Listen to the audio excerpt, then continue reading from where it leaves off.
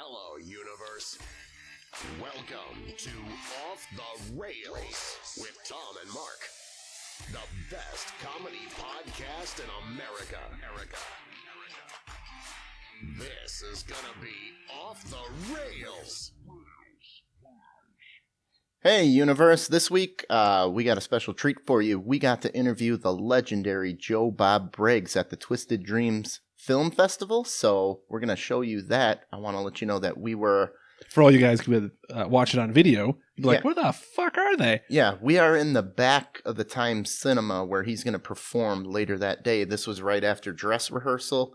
Or not, I don't know if he was dress rehearsal, but rehearsal. So one of our lights broke on transit, so it's a little dark. We apologize for that. Next year we'll do a little bit better, but let's get you to the interview because that's what you want to see. Yeah. Are you a regular on the podcast? He comes on a lot. He does. I'd like Yeah, to we do movie try. reviews, and we try to get Chris Skyping in whenever possible. Whenever they need an expert, they call me. So. That's true. Did you review Amazon Hotbox? I did not, no. Oh, okay. Oh, It's a hard one to review. You did, right? You were a judge, or did you watch them? Or? No, I watched a couple of them. I didn't watch started Amazon. watching them, and I was planning to watch them on airplanes. Okay. And they max out the broadband on the airplane, Oh. and it cuts off, so you can't watch Why it. don't you say, I'm Joe Bob Briggs, everybody turn your stuff down, I have to watch a movie, I'm going... No, it's like I take the DVDs and watch them on the airplanes, but apparently, whatever Viasat or whatever can't get enough bandwidth for you to stream movies. Yeah. Okay, I guess we can start opening up here. Welcome, Joe Bob Briggs, to the Twisted Dreams Film Festival. We're here with Joe Bob Briggs, legendary movie critic, and along with Christopher House. Not so legendary movie. Not so legendary. Don't play blackjack with me. I'm the house. Joe Bob, you just got into Milwaukee yesterday? Yeah. Yeah? What do Yeah. you think of the city so far? How about them Brewers? Yeah. That's all I hear about, the Brewers, you know? Yeah? That's where you've been? Did you find a dive bar? I know you were looking for one.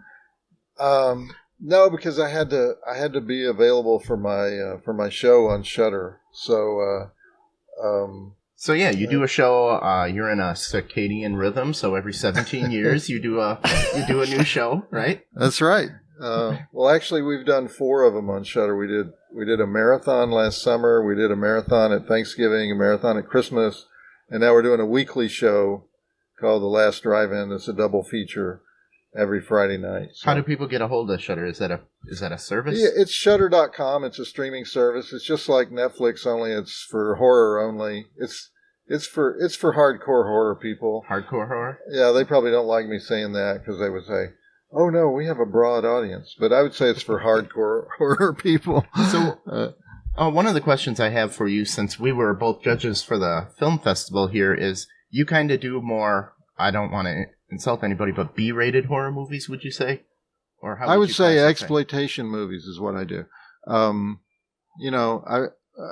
Can you define exploitation for us? Well, a friend of mine, Roger Corman, is probably the greatest exploitation producer in history. Just had his birthday yesterday. He's 93. Wow. And a guy wrote a book called King of the Bees, Kings of the Bees. And one of the Kings of the Bees was Roger Corman. And I said, Roger, how do you feel like being named one of the Kings of the Bees? And he said, I don't really like that. And I said, why? And he says, because it implies that there's an A movie and a B movie, and the A movie is better than my movie. And he says, my movies are cheap, but they're not bad. And I said, well, how do you feel about being called King of the Exploitation Film? And he says, I love that. and the reason is exploitation just meant marketing. So these guys that have no budgets for marketing, Okay. they did high concept movies. You know, it's all, the story of the movie is all told in the poster. And so that traditionally, that's what's called an exploitation film. It's films that the studios wouldn't make. And so I started reviewing those movies years and years and years ago. And at a time when they were just considered disposable trash. They weren't reviewed by the media. And so I mean, today, any movie comes out, it has 1,000 reviews on the internet the next day. Yeah. But at the time, newspapers and TV stations ignored these movies and considered them beneath contempt. And so I was the only guy that was reviewing them for a long time. Yeah. I feel like as an audience member, the reason why I started falling in love with these exploitation movies was like a sense of gold fever that I just wanted to find the one that nobody knew about. And next it was cult classic. Yeah. Like I wanted to just dig in and find that one. That's true. That identifies you. Are you a millennial? Whoa. Raw nerve.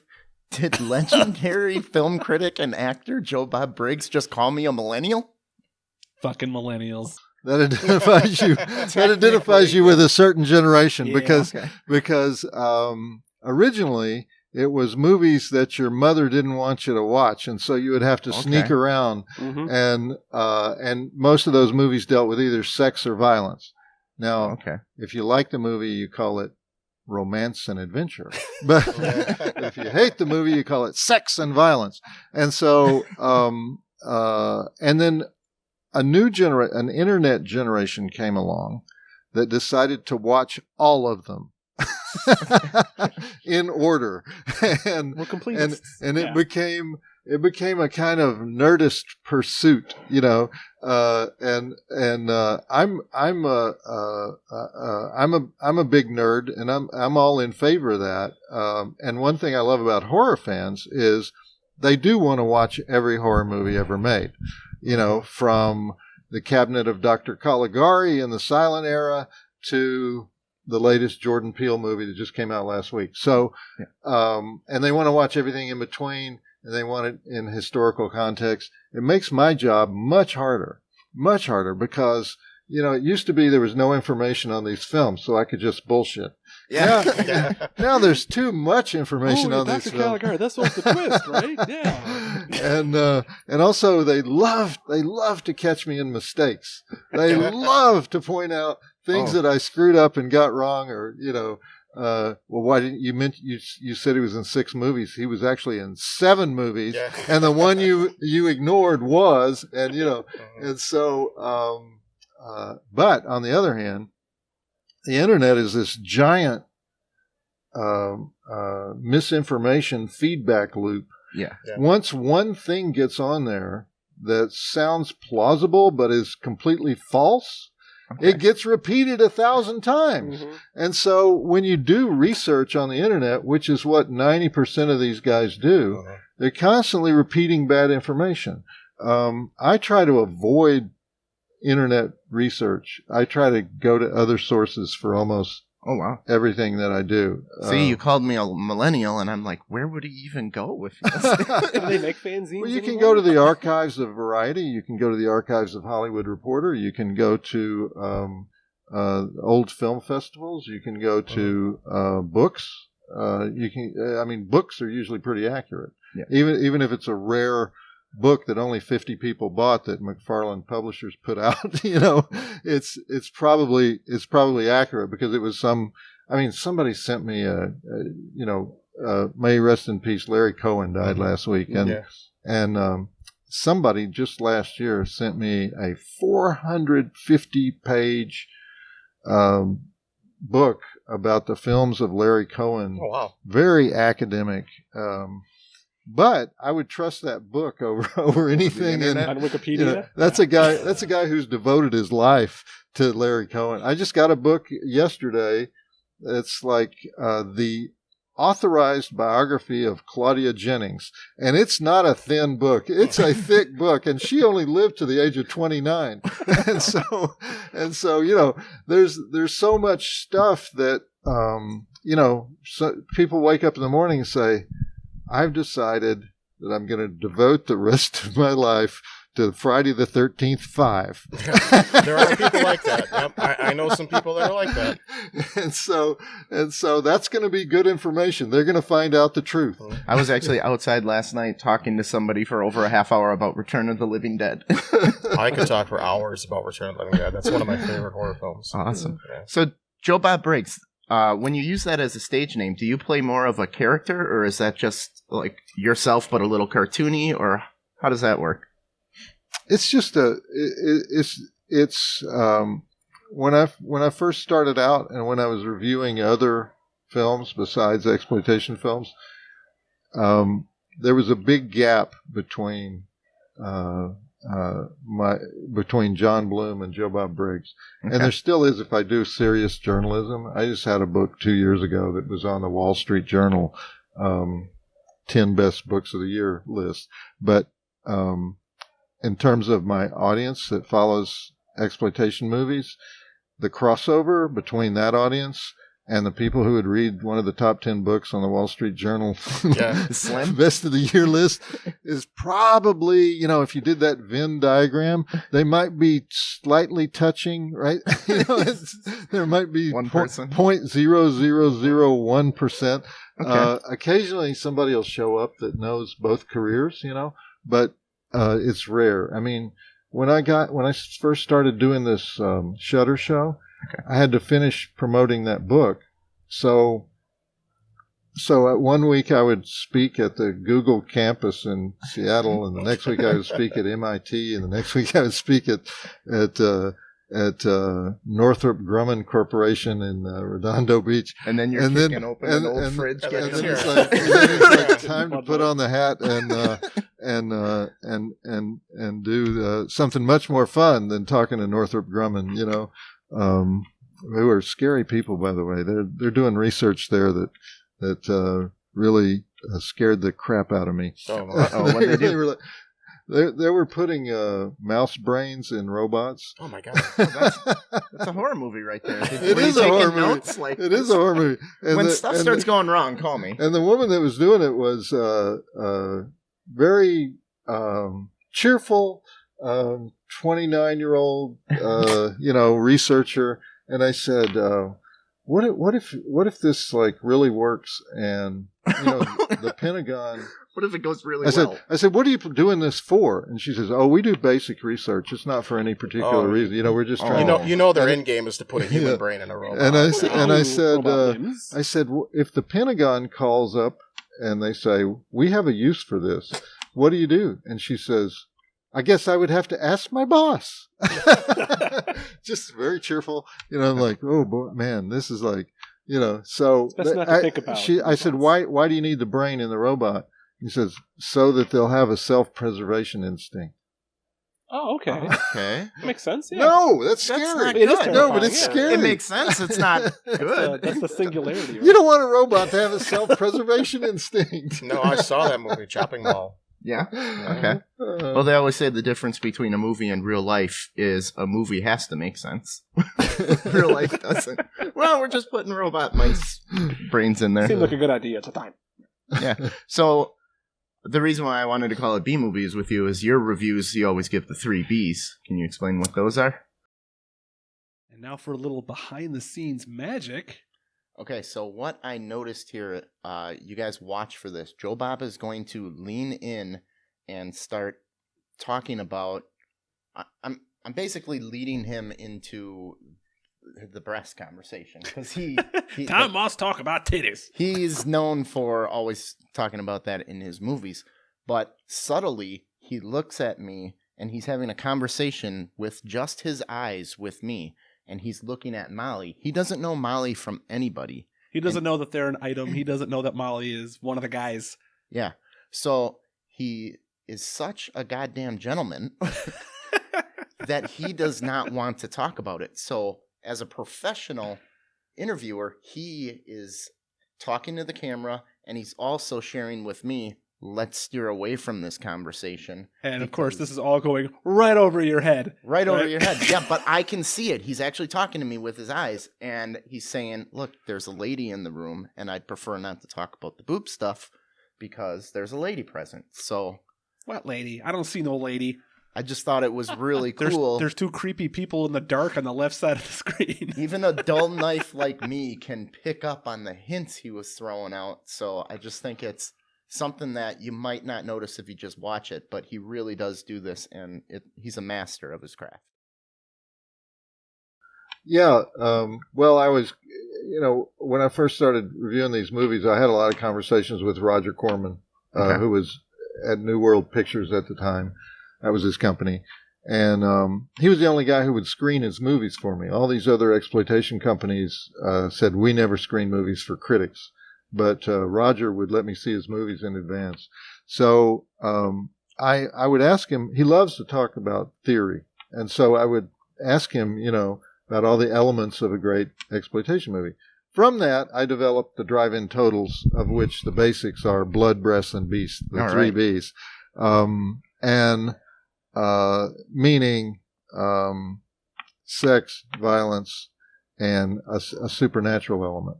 Yeah. And so if you have all three, and if you have all three in the right combinations, you have the perfect exploitation movie.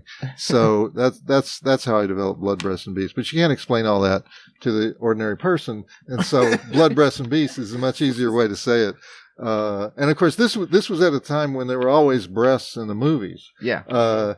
Unfortunately, since 2004, which I've identified 2004 as the last year of the gratuitous shower scene. Okay. The young filmmakers just do not give a shit about shower scenes, and it's appalling. But maybe they're cheap and don't want their camera to get moist or something. I don't know why the shower scene, but there's an actress named Tiffany Shepis, and she claims that she made the last shower scene in 2004. Now, I'm not counting male shower scenes. Okay. There's something, there's always a shower scene in the male prison, right? Yeah. But that's a scary place. But shower scenes were always a great way to show vulnerability. Mm-hmm. And so, the original shower scene, Psycho, vulnerability, or humiliation, Carrie. Yeah. So it was Brian De Palma and Alfred Hitchcock. It wasn't the exploitation guys that invented the shower scene. Yeah. It was the big dogs invented the shower scene, and then the exploitation guys ran with it. Yeah. But I got a shower. Let's film it at my house. So the reason one of the three B's is breasts is because they were always breasts. So I would do a breast count. Okay. And a dead body count for the blood, and of course we would go over all the acts of violence and put "foo" on the end of the word. So yeah, you also call it aardvarking too. That's a that was because there's certain words that you couldn't say in the newspaper. Oh, I wanted. And there are certain words that you couldn't say on TV, so I would just invent nonsense words, and people would know.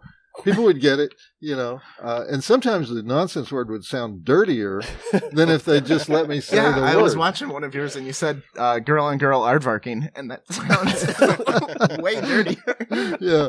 No, what happened is when I was at TNT, they had a really strict standards and practices list of forbidden words and forbidden topics. Okay. And so when we got to one of those forbidden words or forbidden topics, I would invent a whole bunch of nonsense words. The nonsense words started turning up on the official list of forbidden words and forbidden topics. That's when you know you're doing hey, something right. This is unfair. You can't do that. This is, and they would always say this. They would always say, "It's not what you say, Joe Bob. It's the way you say it." And I said, "Well, exactly. I mean, and who taught us that? Mae West taught us that. Mae West never said anything really dirty, but everything she said was dirty." Oh. So, when you're rating these exploitation movies, do you kind of use a different scale than you would like a professional studio theater movie, theatrical movie, a Hollywood movie? No, because I love these movies. These are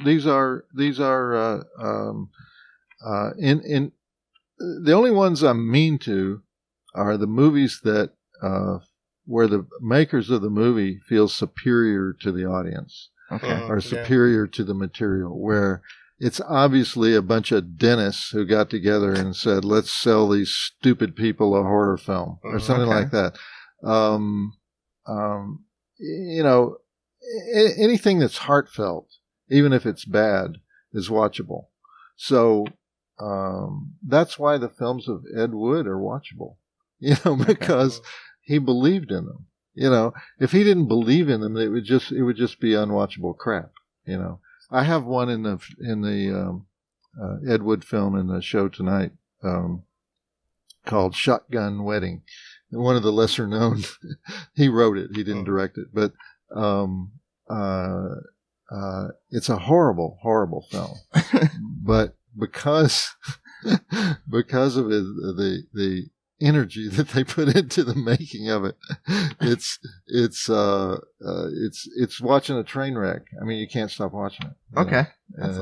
So we got Joe Bob Briggs here. He does The Last Drive-In with Joe Bob Briggs on Shudder Network. Since when you were younger, you didn't have the internet. Is that where you would see these movies? Was that drive-ins? I would go to the grindhouses or the drive-ins. They would in the big cities. They would play at the downtown theater that had fallen on hard times, and because see the multiplexes came in the late 60s, 70s.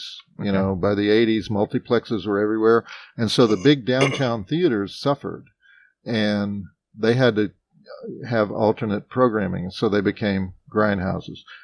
Same thing with the drive-ins. The drive-ins started to suffer in the 70s because of the multiplexes, so they went to either porn or exploitation films. So you had a lot of X-rated drive-ins. We still have one X-rated drive-in operating in America. Where? The Apache Drive-In in Tyler, Texas. They're still open every night showing X-rated films. That's the only one I know. Right next to the freeway? Or actually, it's surrounded by trees, and so you can't see it from the road. But everyone in Tyler knows where it is and knows what they're doing there. So, but yeah, all the drive-ins went to X-rated in the 70s. But even back in the 50s, the studios wouldn't give their movies to drive-ins.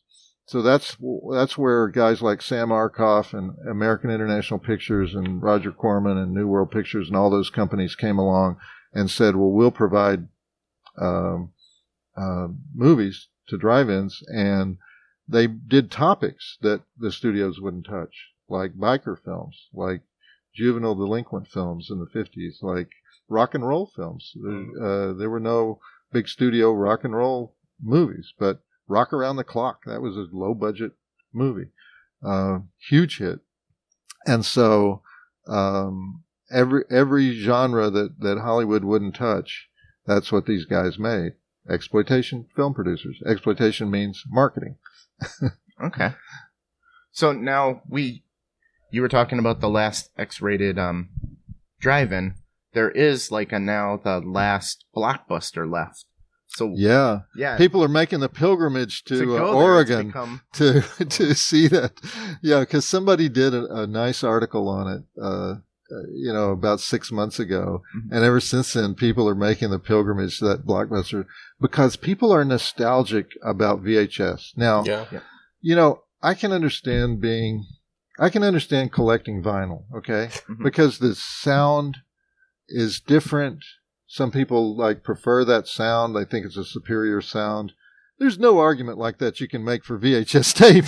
You can't make any argument that that's going to be better image quality, better sound, or better anything. It's purely a nostalgia thing. I still have it's like VCR. People who use typewriters. But that box art sometimes is beautiful on some of those movies. And that's the other thing. The big box VHS, the oversized ones, That's the other thing I'll say, and this is a millennial thing where you say, they'll tell you some movie that they're crazy about from the 80s, and I'll say, really?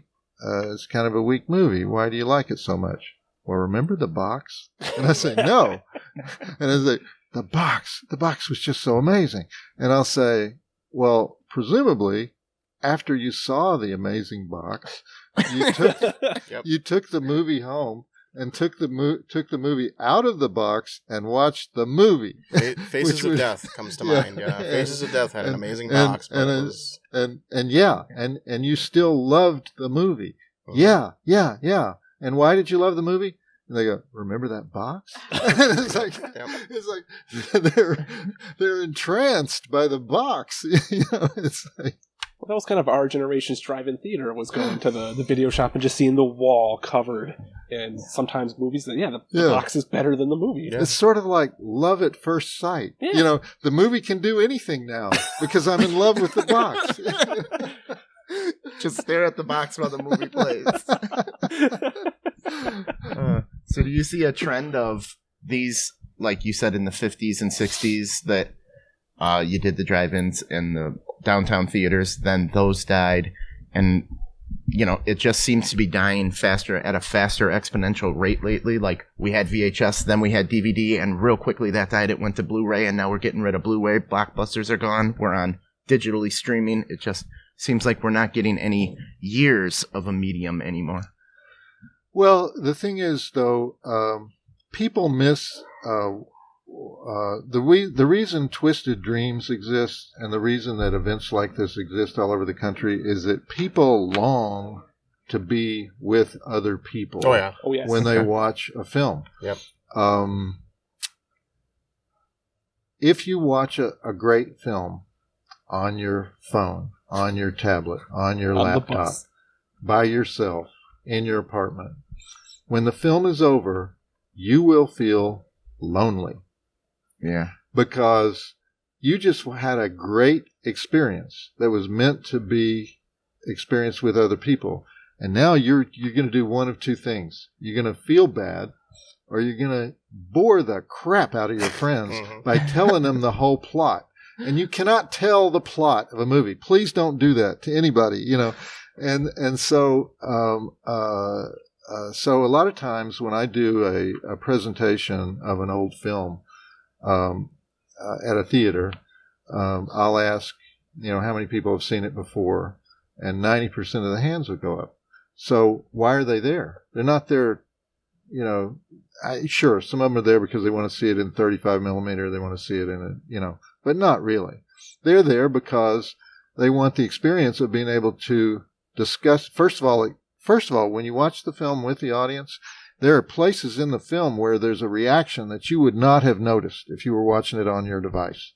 And then at the end of the film, they want to discuss it with their friends or discuss it as a group. They want to be able to talk about it. But there's an experience of groupthink that happens when the film is on. And there's a theater in downtown Austin, the original Alamo Drafthouse, and I've done many shows there. And because it's probably the most sophisticated cult film audience in the country, I punish them. I do stuff that I would never do anywhere else because nobody would come to it. And I tell them in advance, I say, if you come to this, you're going to be punished, and so challenge accepted. And so, but they're such cult movie fans, that they trust the curation, So, we showed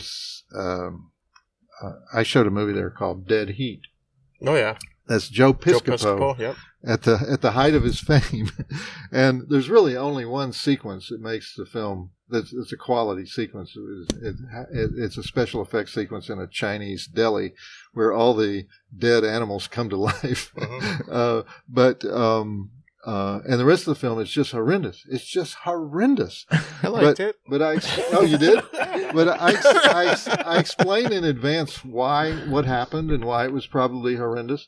Well, as we were watching it, every awkward Joe Piscopo moment in the whole film got a huge, huge laugh. Well, that would never have happened if we had not been watching it together as an audience, understanding the context of the movie. So yeah, we're in a period where Netflix will tell you that the future of film is one person, one point in time, one device. That's what we're going to be doing for the rest of recorded history. I don't think so, because live events are actually growing. There's a reason they add laugh tracks after jokes and comedies. That's true. Because then you know when to laugh. If you're in a group, you can. Yeah. It's one of the reasons we started the festival is you can sit at home and sit in your underpants and watch a movie and get the experience, or you get a completely different experience when you're feeding off everybody else's energy. Yeah. The show I do, my touring show, which I'm going to do tonight here, is How Rednecks Saved Hollywood. Yeah, is looking forward. I talk about probably 100 films in the course of the 2 hours, and most of those films you may or may not want to watch, but you wouldn't. You definitely wouldn't watch them unless unless somebody like me Yeah. put them in context. Okay. And so, because they're cultural artifacts, they're of a particular time and a particular place, but once you know that, they become sort of fascinating. Excellent. So I want to stop and expand on what Joe Bob Briggs just said about watching the movie alone, and then now we're seeing, even we have done some of it, the trendy social media thing, like the Bird Box challenge. So do you think people are watching these movies by themselves, and now they're going out to social media and they're all doing the same Bird Box challenge, for example, because they feel so empty and alone inside? You did the Bird Box challenge. What are your thoughts on it? It was fun. So did you want to do it right after you saw the movie, or did you hear people were doing the Bird Box challenge and you wanted to jump in the pool too? I wanted to jump in with everybody. Okay. Do you think it was because you felt isolated? You wanted to be part of the group, or It's because I have a trending podcast, and that's what was going on. it's what the kids were doing? So we used it for an advertisement for a show? I don't know. I just think it's interesting, like the idea of hashtagging and all that. And he's right. People are watching movies by themselves. It's not the communal experience where someone's laughing at a part that you didn't laugh at before, but now you think it's funny because they laughed. You know, that social aspect is gone. So our society is now making up for that by hashtagging and creating all of the social media stuff in an attempt to rebuild that lost community of not having watched the movie. Speaking of lost community, where the hell was this guy in the interview when I was sinking, asking nervous. all the questions by myself? You were doing a great job. I'm jumping in now. Jumping in now. If I've learned anything about myself during the Twisted Dreams Film Festival, it's that when these are, you know, in that new setting with these people who, to me, are paragons of entertainment, I freeze. I'm like Chris in the middle here. He's the hugest Joe Bob Briggs fan ever. That's why I volunteered to leave the booth and awkwardly stand on the side, because I wanted Chris to sit next to his one of his favorite people, Joe Bob Briggs, and he's doing exactly what I was doing, just freezing up. This is amazing. This is amazing. I got 5 questions for this whole interview, and I have to bullshit my way behind it because these 2 huge Joe Bob Briggs fans are just frozen solid like nerds. Thanks a lot, guys. Thanks for the help. I'll just handle this. Yeah, you're doing a great, Tom. You're doing great. Keep going. Keep going. Awesome. Let's wrap it up. All right. Well, all right, Joe Bob Briggs. Thank you for coming on the show tonight. We're gonna let you take off. We're at the Time Cinema. We have Joe Bob Briggs, legendary movie critic, and An actor. He's been in some good movies. Okay. Casino. Well, oh yeah. I was in Casino. I've also been in some horrendous movies, but Awesome. Well, Joe, thank you for stopping by. Looking forward to your show tonight, and it's been a pleasure. Thank you for the time. all right. Thank you very much. All right. Thank you. Yeah. Thanks, guys. Thank you. All right, guys. I hope you enjoyed that interview. It was a little short, but we wanted to pull back the curtain a little bit and say that he made time for us that wasn't there. Yeah, So- Joe Bob actually had some time commitments. He was literally running out the door.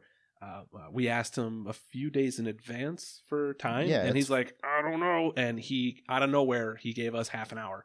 So that was amazing. Yeah, and then his show was hilarious. It was awesome. And just to speak about Joe Bob again, pull back the curtain some more.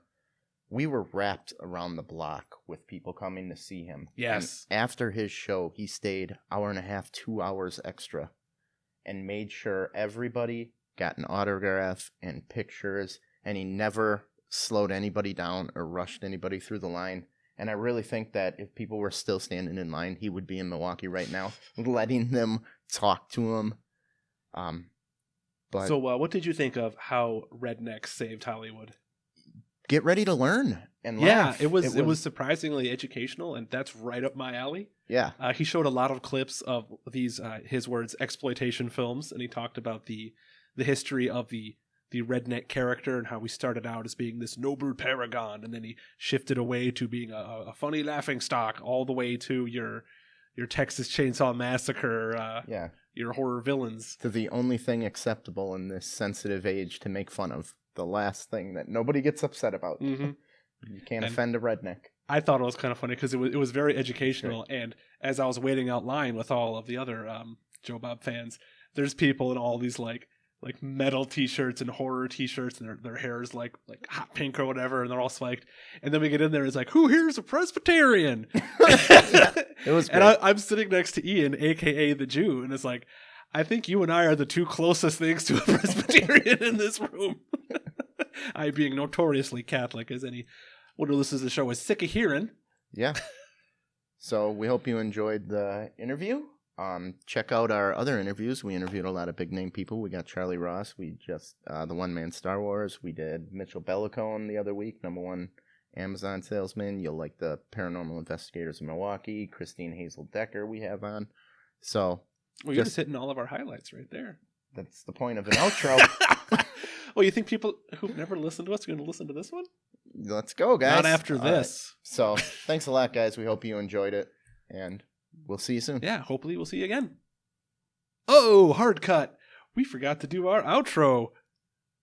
So we are Off the Rails with Tom and Mark, and you can find us all over this great wide internet. I don't want to do this. We're on Twitter. We're on Facebook. Join the club, sir. We're on Twitter. We're on Facebook. We're on Instagram. We have a website. The key phrase is offtherailstm.com. The TM stands for Tom Mark.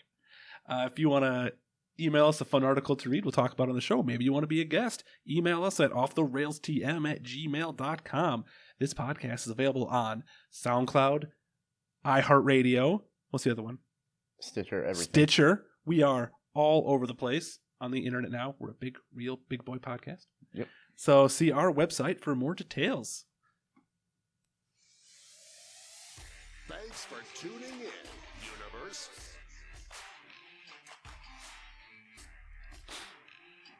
Molly's like, God damn it.